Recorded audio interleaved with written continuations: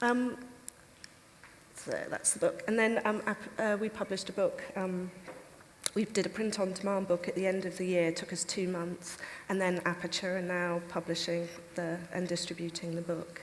I've put these slides in, but it feels really irrelevant to talk about it in terms of what you might think that you should be doing if you're running a photo department in a major museum is thinking mainly about collecting. But I guess the reason that I think the last few years for me has been a dry run for now is I'm really interested in curatorial practice when it's not viewed from that sort of bedrock of being the collector or the key holder to these physical objects. That seems more of a 20th century idea of what a photo curator would be.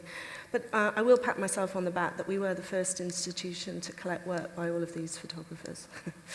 The other way that I was in kind of like almost like at the other end of the Richter scale of how does an institution meaningfully contribute to the creative lives of artists, was another project that we did with Dexter Sinister and the artist Shannon Ebner, which was to produce her first book. Now, Shannon had, she'd been in the Whitney Biennial, she's represented by gorgeous galleries, and, LACMA could offer her a sort of space about this big with equally bad carpet, as its sort of project space for an emerging artist. I mean, she's my age, she's not emerging, she's an artist.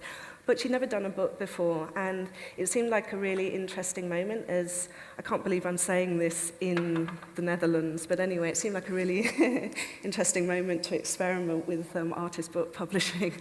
And so that's what we produced, a book of 1,000 print run, which was a project in and of itself. It wasn't a catalogue, it was a primary source, and it was a way of us as an institution talking to the 50 great bookstores across the world and the museum libraries across the world and actually make that contribution to the field. At the other end of the scale, if there's another end of the scale, I guess what happened to me was really that I began to experiment with curating that was nothing to do with photography in its kind of obvious sense, and to work with live events.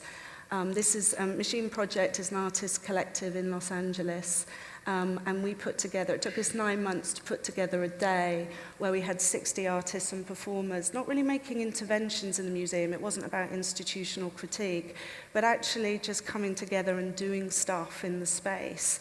It was almost like everyone had creative Tourette's for the day. So it was, you were doing what you creatively were imagining you could do within this space. So we had different musicians working in the elevators. There's 3 elevators in one of the buildings. So sometimes when you had like the fife and drum players, it was like an army sort of going up and down in the elevators and the doors opening.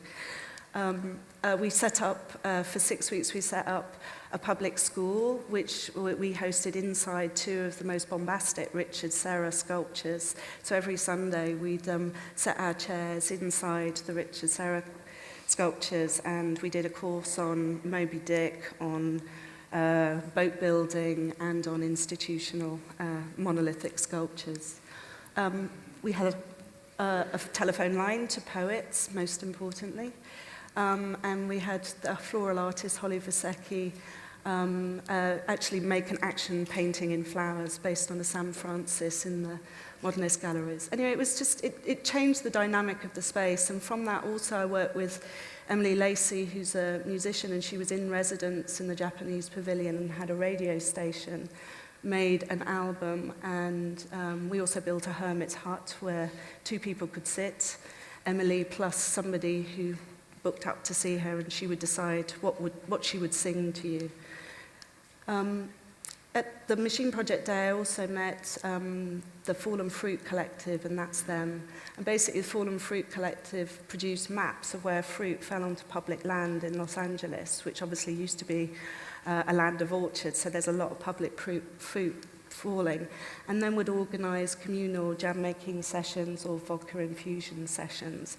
So, you know, I turned into a bit of a hippie while I was in LA, but actually these felt really important things to do. I mean, what was actually on my mind for a project that became Eat LACMA, which was a 9-month season about growing food and the culture of food, was, you know, that feeling that I'm sure lots of people had, which was it just wasn't okay to buy a salad in a non-recyclable container for $12 at lunchtime, but actually being totally out of sync with how you make packed lunches interesting, or who you're going to do it with, or actually have somewhere, you know, a cultural centre, a town square, where those kind of feelings, which is what we're all feeling, would be reflected in a sort of cultural way.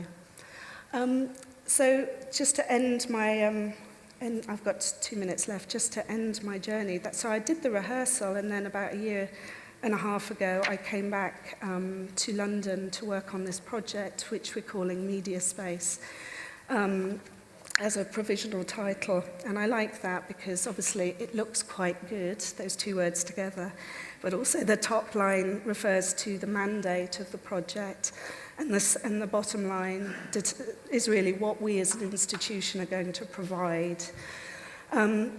I think what I also like about that is it almost feels like a double crisis. You know, media's in crisis, institutions are, and what they provide are in crisis. So that obviously suits me absolutely down to the ground, and I'm really excited about that. I suspect that the really important cultural questions we're going to ask in this space, which opens next year, are not really about whether photography is art or not. It doesn't feel like the most relevant questions. What I want the space to be is both a catalyst and a contributor to, I think, the radical moment in creative industries. Who's going to make it? How will the industries reform? How are people going to make money from it? Who's really going to be in control and in the powerful positions that will determine, both morally and creatively, what the media will become? I'll just end with a little anecdote, which was a couple of weeks ago. I was at again, a really similar conference in New York at Parsons, organised with Aperture. Again, really similar sense of everyone has a vested interest and an understanding that this is an unfolding moment rather than a sort of platonic, linear moment in history. And I was talking to somebody, a friend of mine at the conference, about somebody that we both admire creatively. And this friend said, oh yes, they come from photography too, don't they? And I really like that, and I hope that's what's next for photography, that it is a place that we're really proud to have come from. Thank you.